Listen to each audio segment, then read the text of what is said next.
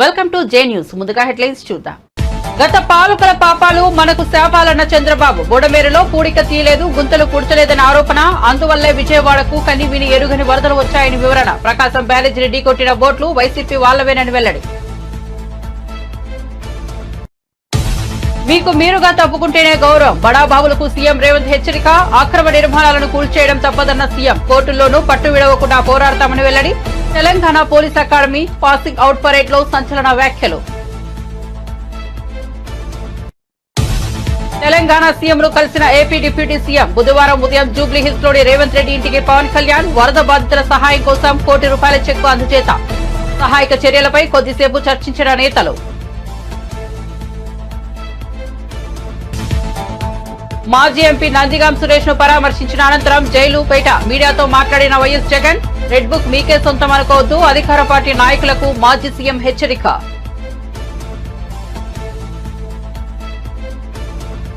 Bengaluru palace లో కూర్చునే వాళ్లకు ప్రజల కష్టాలు ఏం తెలుసన్న ఏపీ మంత్రి. వర్షాలు వరదలతో ఏపీ ప్రజలు అల్లాడుతుంటే వైసీపీ అధినేత వైఎస్ జగన్ రాజకీయాలు చేస్తున్నారని మండిపల్లి ఎద్దేవా.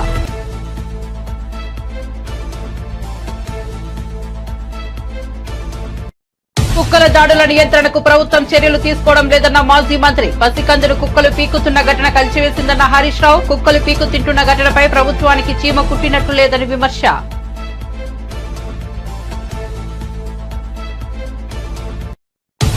ప్రతిపక్ష భారత్ రాష్ట్ర సమితికి చెందిన శాసనసభ్యుడు పాడి కౌశిక్ రెడ్డి ఘాటు విమర్శలు. కాంగ్రెస్ పార్టీలో చేరిన సొంత పార్టీ ఎమ్మెల్యేలపై నిప్పులు.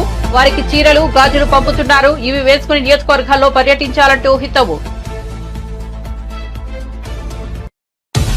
ఇక వార్త వివరాల్లోకి వెళ్తే, ఆంధ్రప్రదేశ్ లో గత వైసీపీ ప్రభుత్వం చేసిన పాపాలు మనకి ఇప్పుడు శాపాలుగా మారాయని సీఎం చంద్రబాబు ఆరోపించారు. బుడమేరు పట్ల నాటి సర్కార్ వహించిన నిర్లక్ష్య ధోరణి విజయవాడకు ముప్పుగా పరిణమించిందని చెప్పారు. 5 ఏళ్లలో ఒక్కసారి కూడా బుడమేరు పూడిక తీయలేదని, గన్లు పూడ్చలేదని విమర్శించారు. దీంతో భారీ వర్షాలకు విజయవాడను కని విని ఎరుగని వరద ముంచెత్తిందని చంద్రబాబు వ్యాఖ్యానించారు. బుడమేరు వాగు పరిధిలో గత ప్రభుత్వం అక్రమార్కులను ప్రోత్సహించిందని, అక్రమ కట్టడాలకు తప్పుడు దారిలో అనుమతులిచ్చిందని వివరించారు. కుండపోత వర్షాలు, వరదలకు వాతావరణ మార్పులు కారణమని చెప్పారు. అయితే ప్రభుత్వాలు నిర్లక్ష్యంగా వ్యవహరిస్తే వరదల ప్రభావం తీవ్రంగా ఉంటుందన్నారు. తిండి అందించలేకపోతున్నాం. బోట్లు పంపిస్తే ఎన్డీఆర్ఎఫ్ లాంటి సంస్థ ముందుకు సాగలేక ఆ వెలాసిటీ, ఆ ఫోర్స్ వల్ల వెనక్కొచ్చే పరిస్థితి వస్తామని మేము కూడా కొట్టుకొని పోతామని హెలికాప్టర్లు పెట్టాం. హెలికాప్టర్లో ఫుడ్ తీసుకుపోయిస్తే కొంత వేస్ట్ అవుతా ఉంది, కొంతవరకే చేరుతా ఉంది. డ్రోన్స్ పెట్టాం. ఎందుకంటే వీళ్ళంతా ఫుడ్ తీసుకపోతే వీళ్ళు కూడా దిగలేక కొట్టుకొని పోతామని భయంతో ఇసిరేయడం మొదలుపెట్టారు. దానివల్ల కూడా ఇబ్బందులు వచ్చాయి. అప్పుడు డ్రోన్లు పెట్టి ఇక్కడి నుంచి నేరుగా బిల్డింగ్ పైకి పంపించే పరిస్థితికి వచ్చాం. ఇన్ని అవస్థలు పడితే ఏదైతే వైఎస్ఆర్ కాంగ్రెస్ పార్టీ ఒక పేపర్ పెట్టుకొని విషయం జిమ్ముతున్నారు అంటే, ఓడిపోయారు కాబట్టి, ప్రజలు ఓడించారు కాబట్టి ఈ ప్రజలపైన ద్వేషం పెంచుకొని ఏదో ఒక విధంగా నష్టం చేయాలని ఆలోచించే పార్టీలు నియమనాలు నాకైతే అర్థం కావడం లేదు. ఇలాంటి పార్టీలు ఈ రాష్ట్రంలో ఉండడమే మన దురదృష్టం అని చెప్పి కూడా నేను మీకు తెలియజేస్తాను. భారతదేశ చరిత్రలో ఎక్కడా ఇలాంటి పార్టీ ఉండదు. నేరస్తులు రాజకీయాల్లోకి వస్తే, నేరస్తులు రాజకీయ ముసుగులో ఇలాంటి నేరాలు ఘోరాలు చేసి ప్రజా జీవితాన్ని అతలాకుతలం చేసినప్పుడు ప్రజలందరూ అర్థం చేసుకోవాల్సిన అవసరం ఉంది. అదే కానీ నేరస్తులు రాజకీయ ముసుగు లేకపోతే నాకు 2 నిమిషాలు పట్టకొచ్చి తాట తీసి ఎక్కడ పెట్టాలనో అక్కడ పెట్టేవాడిని అని చెప్పి కూడా నేను మీకు తెలియజేస్తున్నా. నేను చాలా సంక్షోభాలు చూశాను. నాకు ఇవన్నీ ఒక లెక్క కాదు. నా పీరియడ్లో ఎవడో రౌడీ అనేవాడు ఎవడో రోడ్డు మీదకి వచ్చేవాడు కాదు. ఒకే మాట చెప్పాను, ఎవరైనా రౌడీ అనేవాడు రోడ్డు మీదకి వచ్చేదానికి వీలు లేదు, ఈ రాష్ట్రంలో ఉండడానికి వీలు లేదని చెప్పి నిర్మోహమాటంగా యాక్ట్ చేసి రౌడీయిజాన్ని, అంత మునుపంత గల్లీకి ఒక లీడర్ ఉండేవాడు, అటు తెలంగాణలో కానీ ఇటు ఆంధ్రప్రదేశ్లో కానీ ఆ 9 సంవత్సరాలు రౌడీలు లేకుండా చేశాను. రాయలసీమ మొత్తం ముఠాలు ఒకరినొకరు కొట్టుకోరు చనిపోయేవాళ్ళు, కక్షలు పెంచుకునేవాళ్ళు, తరతరాలుగా ఆ కక్షలు కొనసాగేటివి. ఒకే మాట చెప్పాను, మా పార్టీ మీ పార్టీ అని లేదు, ఎవరైనా ఒకటే ముఠా నాయకుడిగానే చూస్తారని ముఠాలు అణిచివేశాను. ఈరోజు రాయలసీమలో ముఠాలు లేవు. కమ్యూనల్ వైలెన్స్, మత విద్వేషాలు రెచ్చగొట్టే ఎవరైనా సరే వాళ్ళ మీద ఒక మాటలో చెప్పాలంటే కఠినంగా అక్రమ నిర్మాణాలను ఎట్టి పరిస్థితుల్లోనూ వదిలిపెట్టబోమని, కూల్చివేత తప్పదని తెలంగాణ ముఖ్యమంత్రి రేవంత్ రెడ్డి పేర్కొన్నారు. ప్రాజెక్టుల వద్ద ఫామ్ హౌస్లు కట్టుకుంటూ డ్రైనేజీని గండిపేటలో కలుపుతున్నారని ఆరోపించారు. అలాంటి వాళ్లు అక్రమ నిర్మాణాల గురించి తమకు తాముగా తప్పుకుంటే గౌరవంగా ఉంటుందని చెప్పారు. నిబంధనలను బేఖాతరు చేస్తూ కట్టిన నిర్మాణాలను కూల్చివేయడం తప్పదన్నారు. వాటిపై కోర్టుకు వెళ్లినా విడిచిపెట్టే సమస్య లేదని, న్యాయస్థానాల్లోనూ పోరాడతామని స్పష్టం చేశారు. బుధవారం తెలంగాణ పోలీస్ అకాడమీలో నిర్వహించిన పాసింగ్ అవుట్ పరేడ్ లో సీఎం రేవంత్ రెడ్డి పాల్గొన్నారు. ఈ సందర్భంగా ఆయన మాట్లాడుతూ నాలాలను ఆక్రమించుకోవడంతో వరదలు వచ్చి పేదల ఇళ్లు నీట మునుగుతున్నాయని అన్నారు. చెరువులు, నాలాలను ఆక్రమించి కట్టిన వాటిని తొలగించేందుకే హైడ్రాను ఏర్పాటు చేశామని వివరించారు. చెరువుల పూర్వ స్థితిలోకి తీసుకొచ్చేందుకు కృత నిశ్చయంతో ఉన్నామని అన్నారు. ఆక్రమణలు తొలగించి మూసీ రివర్ ఫ్రంట్ అభివృద్ధి చేస్తామన్నారు. మూసీ పరివాహక ప్రాంతంలోని 11,000 మంది నిరుపేదలకు డబుల్ బెడ్రూమ్ ఇల్లు కట్టించి ఇస్తామని రేవంత్ రెడ్డి హామీ ఇచ్చారు. డ్రైనేజ్ కనెక్షన్ లేదు, వాళ్ళ డ్రైనేజ్ తీసుకొచ్చి గండిపేట నీళ్ళలో కలిపిండు. వాళ్ళు వాడిన డ్రైనేజ్ నీళ్లు గండిపేట నీళ్ళలో కలిస్తే ఆ నీళ్లు తాగడానికి నగరానికి ఇస్తున్నాం. నేను అడుగుతున్న మిత్రులారా, ఇవాళ మీరు చెప్పండి, ఎవరో బలిసినోడు కట్టుకున్న ఫామ్ హౌస్ డ్రైనేజ్ నీళ్లు గండిపేట తాగి నీళ్ళలో కలుస్తుంటే ఆ నీళ్ళని నగర ప్రజలకు తాగడానికి ఇస్తే ముఖ్యమంత్రిగా నేను వైఫల్యం చెందినట్టు కాదా? ఒక్కసారి ఆలోచన చెయ్యండి. భవిష్యత్ తరాలకు అందించాల్సిన బాధ్యత చెరువులు, కుంటలు, నాలాలను ఎవడెవడో ఆక్రమించుకుంటే వాళ్ళ ఆక్రమణలో చెరబడితే ఇవాళ నగరం మీద ఉప్పెనై వరదలు వస్తున్నాయి. ఆ వరదలు ఎక్కడికి వెళ్తున్నాయి? బస్తీలో ఉన్న పేదోళ్ళ ఇళ్లకు పోతున్నాయి. పేదోళ్ళు జీవితకాలం కష్టపడి సంపాదించుకున్న ఫ్రిడ్జ్, టీవీ, మంచము, బట్టలు, కట్టుకున్న బట్టలతో సహా అర్ధరాత్రి పూట వాళ్ళ ఇళ్లకు నీళ్లు వస్తే తడిసి ముద్దయి అనాథలాక రోడ్డు మీద నిలబడాల్సిన పరిస్థితులు వచ్చినాయి. మున్నేరు వాగు పక్కన ఖమ్మంలో అయినా, వరంగల్ జిల్లాలో అయినా, హైదరాబాద్ నగరంలో అయినా, కృష్ణానది ఒడ్డున మునిగే ప్రాంతాలైనా దుర్మార్గులు ఆక్రమించుకున్న చెరువుల వల్లనే ఇవాళ వరదలు వస్తున్నాయి. అందుకే హైడ్రాను ప్రారంభించడం. హైడ్రా స్పెషల్ టాస్కే ఈ చెరువులను ఆక్రమించిన వాళ్ళను చెరబట్టాలని, చెరబట్టిన వాళ్ళ నుంచి విడిపించాలని, అలాంటి వాళ్ళను అవసరమైతే చెరసాలకు తోలాలనేది నా ప్రభుత్వ విధానం. అందులో ఎంత గొప్ప వ్యక్తులున్నా, ఎంత మహామహులున్నా వాళ్ళు చెరువులను వదలక తప్పదు. అందుకే ఈ వేదిక మీద నుంచి గొప్ప వ్యక్తులకు నేను విజ్ఞప్తి చేస్తున్నా, అయ్యా, ఆక్రమించుకున్న చెరువులను మీరే వదలండి, గౌరవంగా పక్కకు తప్పుకోండి, నీటిపారుదల శాఖకు అప్పగించండి, మీకేం కావాలనో పోయి దూరంగా కట్టుకోండి. లేకపోతే ఉన్న పలంగా నేల మట్టం కూలుతాయి, కూలగొట్టే బాధ్యత నేను తీసుకుంటా. ఇలా ఎఫ్టీఎల్లో కానీ, బఫర్ జోన్లో కానీ, నాలాలలో అక్రమంగా నిర్మాణాలు ఏవైతే ఉన్నాయో వాటన్నిటినీ నిరభ్యంతరంగా మేము తొలగిస్తాం. మీరు ఎక్కడికి వెళ్ళినా, మీరు తాత్కాలికంగా కోర్టుల నుంచి ఏమన్నా తెచ్చుకున్నా న్యాయస్థానాలలో కూడా కొట్లాడి ఆ స్టేలను వెకేట్ చేయించి మీరు ఆక్రమణలు తొలగిస్తాం. ఇదే కాదు, ఇవాళ మూసి ఒకప్పుడు అనంతగిరి నుంచి వచ్చే కృష్ణానది జలాలకు ఒక ఆలవాలం, కానీ ఇవాళ కాలుష్యం అయిపోయింది. ఏపీలో టీడీపీ నాయకులు అమలు చేస్తున్న రెడ్ బుక్ మీకే సొంతమని అనుకోవద్దని వైసీపీ అధినేత మాజీ సీఎం వైఎస్ జగన్ అన్నారు. మీ ప్రభుత్వం ఎల్లాకాలం ఉండదు, టీడీపీ నాయకులు జైలుకు వెళ్లక తప్పదని అధికార టీడీపీ నాయకులను హెచ్చరించారు. గుంటూరు జైల్లో ఉన్న మాజీ ఎంపీ నందిగాం సురేష్ ను పరామర్శించిన అనంతరం జైలు బయట మీడియాతో మాట్లాడారు. రెడ్ బుక్ పేరిట తప్పుడు సంప్రదాయానికి బీజం వేస్తున్నారని, ఈ తప్పుడు సంప్రదాయం రాబోయే రోజుల్లో సునామీలా వస్తుందని, ఆ రోజు ఇదే జైల్లో మీ వాళ్ళందరూ ఉంటారని హెచ్చరించారు. మీ ప్రభుత్వం ఎల్లకాలం ఉండదని, ఇవన్నీ తాత్కాలికమే, మీరు భూస్థాపితం అయ్యే రోజులు వస్తాయని అన్నారు. విజయవాడ వరదలను డైవర్ట్ చేయాలని బోటు వివాదం చేస్తున్నారని ముఖ్యమంత్రి చంద్రబాబుపై మండిపడ్డారు. తెలుగుదేశం పార్టీ కార్యాలయంలో తెలుగుదేశం పార్టీ అధికార ప్రతినిధి ముఖ్యమంత్రిని ఆ రోజు అన్న మాట లంజా కొడక అని.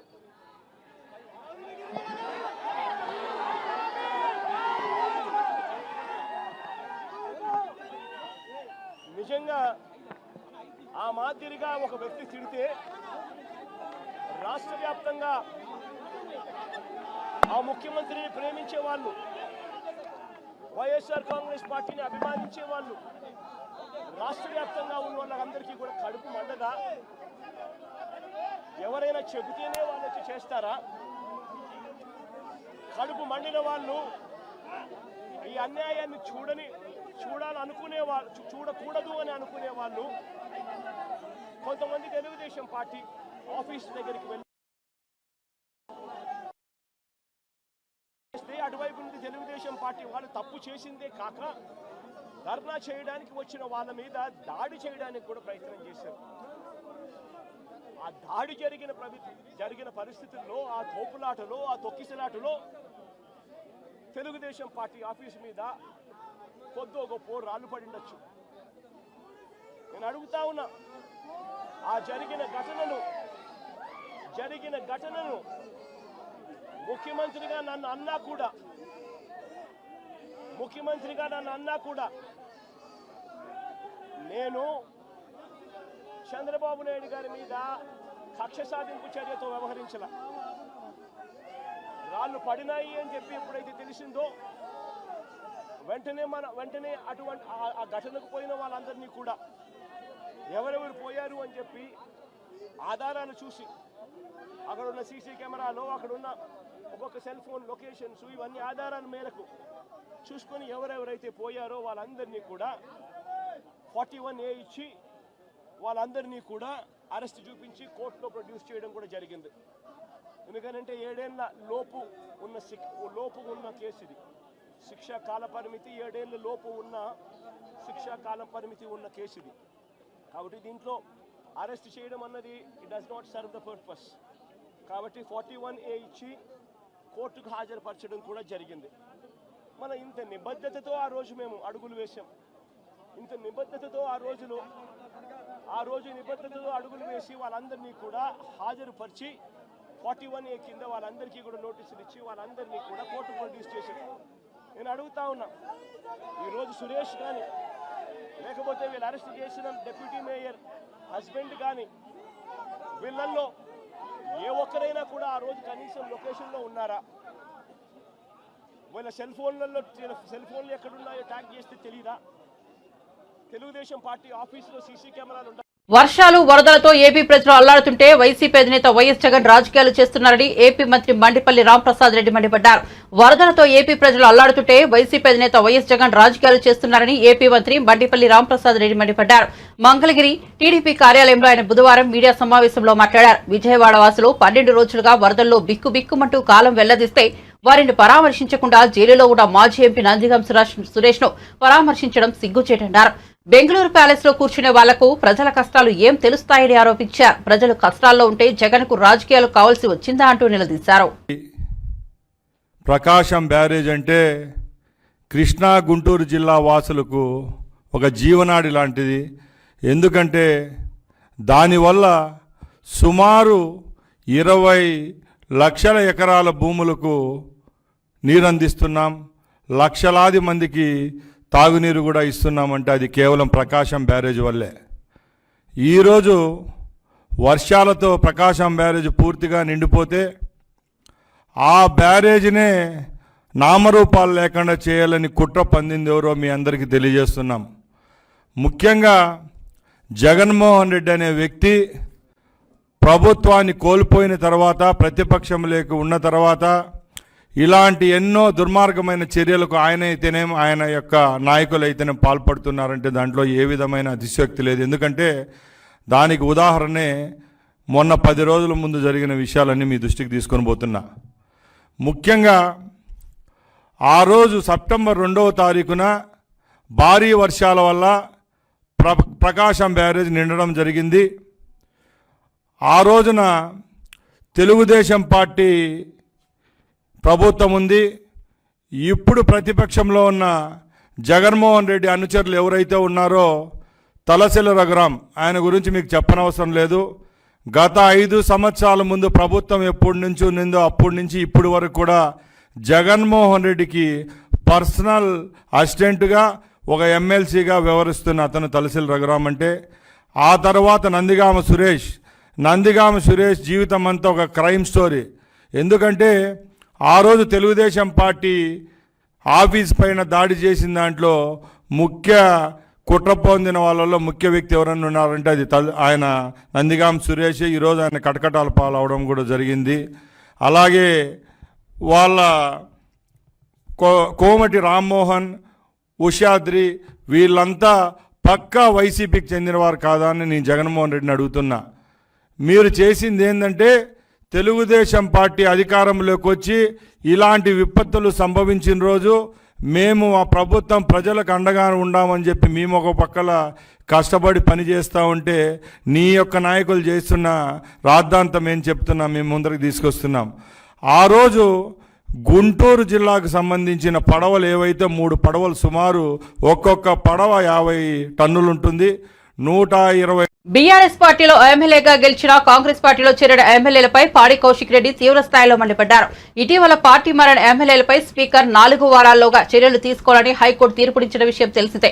కాగా కోర్టు తీర్పుపై పార్టీ మారిన ఎమ్మెల్యేలు స్పందించిన తీరును బీఆర్ఎస్ ఎమ్మెల్యే కౌశిక్ రెడ్డి ఖండించారు. అలాగే వారికి చీరలు, గాజులు పంపుతున్నానని హైదరాబాద్ లోని తెలంగాణ భవన్లో ఏర్పాటు చేసిన మీడియా సమావేశంలో తెలిపారు.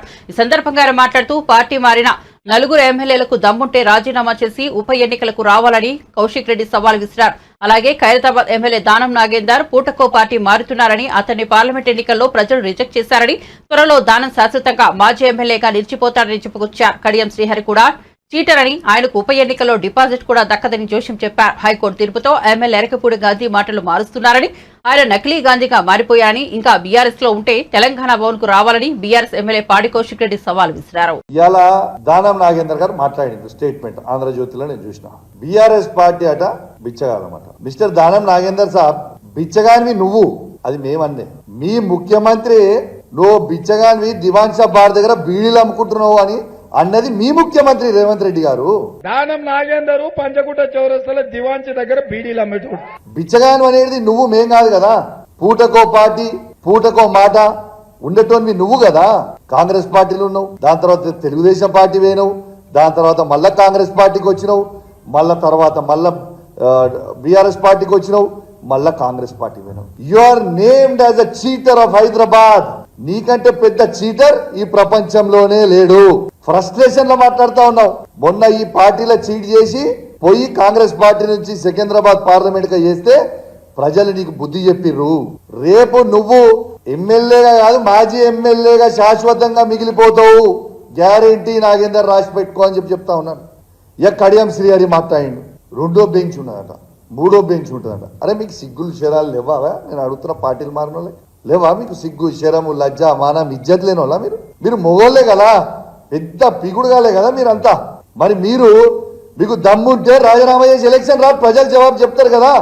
కడియం శ్రీహరి గారు పచ్చి మోసగాడు. ఏదో నేను పెద్ద క్యారెక్టర్ మనిషిని, నాకు బాగా క్యారెక్టర్ ఉందని చెప్పుకొని బిల్డప్ ఇస్తాడు.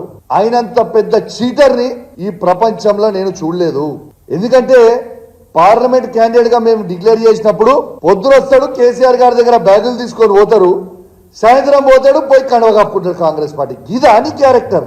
Your cheater, your characterless fellow. నీకు క్యారెక్టరే లేదు. ఇంకా నువ్వు ఏదో పెద్ద నీతులు మాట్లాడాల్సిన అవసరం ఏం లేదు. నీ స్టేషన్ పూర్ ఎలక్షన్లలో నువ్వు గెలుచుడు దేవుని గెరగా, కానీ డిపాజిట్ తెచ్చుకో. డిపాజిట్ తెచ్చుకో. నువ్వే మొగను అయితే పో. డిపాజిట్ కూడా రాదు. ఆ పరిస్థితిలో ఉన్నారు ప్రజలందరూ. వేచి చూస్తా ఉన్నారు. ఈ 10 నియోజకవర్గాలలో ఎలక్షన్లు ఎప్పుడు వస్తాయని వేచి చూస్తా ఉన్నారు. వరద ప్రభావిత ప్రాంతాల పరిశీలనలో భాగంగా ముఖ్యమంత్రి చంద్రబాబు బుధవారం గోదావరి జిల్లాల పర్యటనకు వెళ్లారు. ఏలూరు జిల్లాలో వర్షాలకు దెబ్బతిన్న ప్రాంతాలను ఆయన పరిశీలించారు. కొల్లేరు పరివాహక ప్రాంతాలను విహంగ వీక్షణం ద్వారా పరిశీలించారు.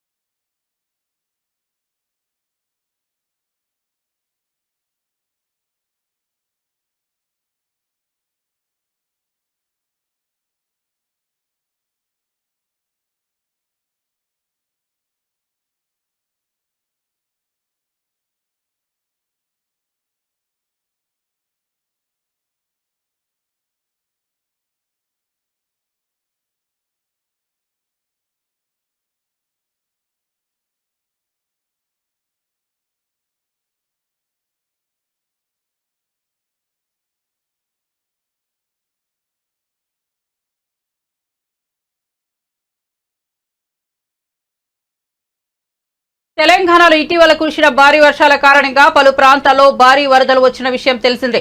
దీంతో పంట నష్టం, ప్రాణ నష్టం, ఎంతో మంది నిరాశ్రయులయ్యారు.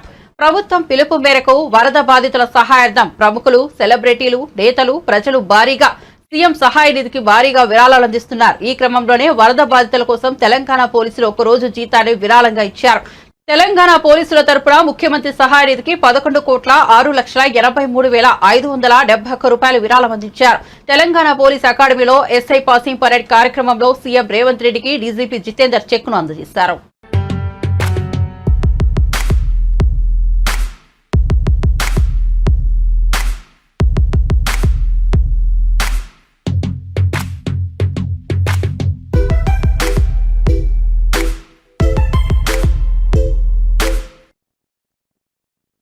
ఆంధ్రప్రదేశ్ ఉప ముఖ్యమంత్రి, జనసేన చీఫ్ పవన్ కళ్యాణ్ బుధవారం తెలంగాణ ముఖ్యమంత్రి రేవంత్ రెడ్డిని కలిశారు. జూబ్లీహిల్స్ లోని రేవంత్ రెడ్డి నివాసానికి వెళ్లిన పవన్ సీఎంతో మర్యాదపూర్వకంగా భేటీ అయ్యారు. తెలుగు రాష్ట్రాలను వణికించిన వరదలపై ఇరువురు నేతలు చర్చించుకున్నారు. వరదల నేపథ్యంలో బాధితులను ఆదుకోవడానికి తెలుగు రాష్ట్రాలకు పవన్ కళ్యాణ్ భారీ విరాళాలను ప్రకటించిన సంగతి తెలిసిందే. తెలంగాణలోని వరద బాధితులను ఇటీవల ఆయన ₹1 విరాళం ప్రకటించారు. తాజాగా బుధవారం ఈ మొత్తానికి సంబంధించిన చెక్కును తెలంగాణ సీఎం రేవంత్ రెడ్డికి అందజేశారు. ముఖ్యమంత్రి సహాయ నిధికి ₹1 ఇచ్చారు. అనంతరం వరద ప్రభావిత ప్రాంతాల్లో చేపడుతున్న సహాయక చర్యలపై కొద్దిసేపు చర్చించినట్లు సమాచారం.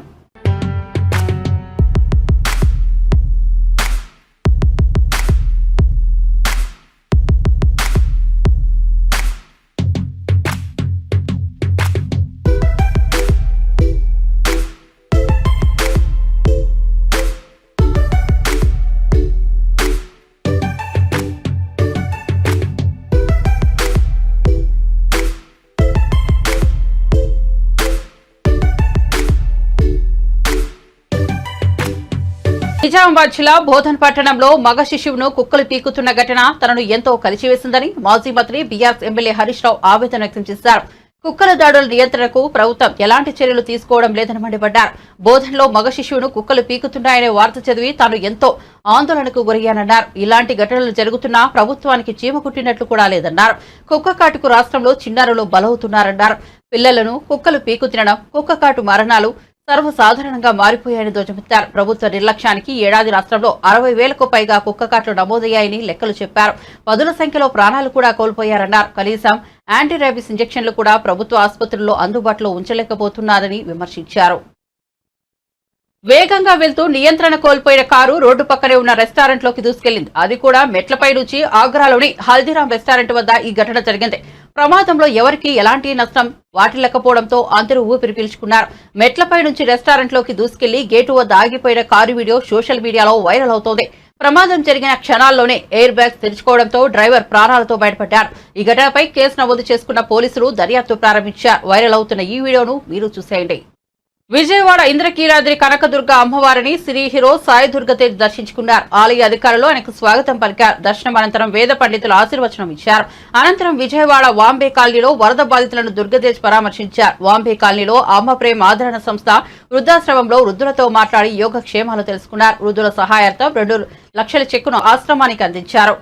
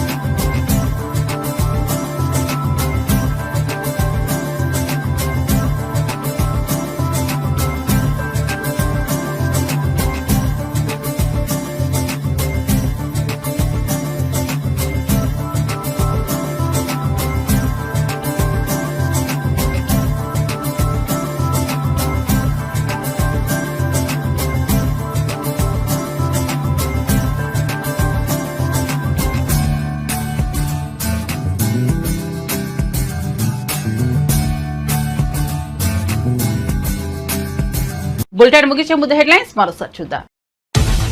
గత పాలకుల పాపాలు మనకు శాపాలన్న చంద్రబాబు. బుడమేరులో పూడిక తీయలేదు, గుంతలు పూడ్చలేదని ఆరోపణ. అందువల్లే విజయవాడకు కని విని ఎరుగని వరదలు వచ్చాయని వివరణ. ప్రకాశం బ్యారేజీని ఢీకొట్టిన బోట్లు వైసీపీ వాళ్లవేనని వెల్లడి. మీకు మీరుగా తప్పుకుంటేనే గౌరవం. బడాబాబులకు సీఎం రేవంత్ హెచ్చరిక. అక్రమ నిర్మాణాలను కూల్చేయడం తప్పదన్న సీఎం. కోర్టుల్లోనూ పట్టు విడవకుండా పోరాడతామని వెల్లడి. Telangana police academy passing out parade లో సంచలన వ్యాఖ్యలు. తెలంగాణ సీఎంను కలిసిన ఏపీ డిప్యూటీ సీఎం. బుధవారం ఉదయం జూబ్లీహిల్స్ లోని రేవంత్ రెడ్డి ఇంటికి పవన్ కళ్యాణ్. వరద బాధితుల సహాయం కోసం ₹1 కోటి చెక్కు అందజేత. సహాయక చర్యలపై కొద్దిసేపు చర్చించిన నేతలు. మాజీ ఎంపీ నందిగాం సురేష్ ను పరామర్శించిన అనంతరం జైలుపేట మీడియాతో మాట్లాడిన వైఎస్ జగన్. రెడ్ బుక్ మీకే సొంతం అనుకోవద్దు. అధికార పార్టీ నాయకులకు మాజీ సీఎం హెచ్చరిక.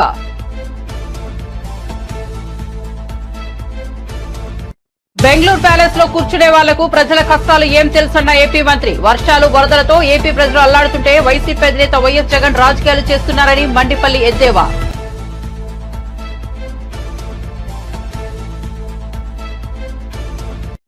కుక్కల దాడుల నియంత్రణకు ప్రభుత్వం చర్యలు తీసుకోవడం లేదన్న మాజీ మంత్రి. పసికందును కుక్కలు పీకుతున్న ఘటన కలిసివేసిందన్న హరీష్ రావు. కుక్కలు పీకు తింటున్న ఘటనపై ప్రభుత్వానికి చీమ కుట్టినట్లు లేదని విమర్శ.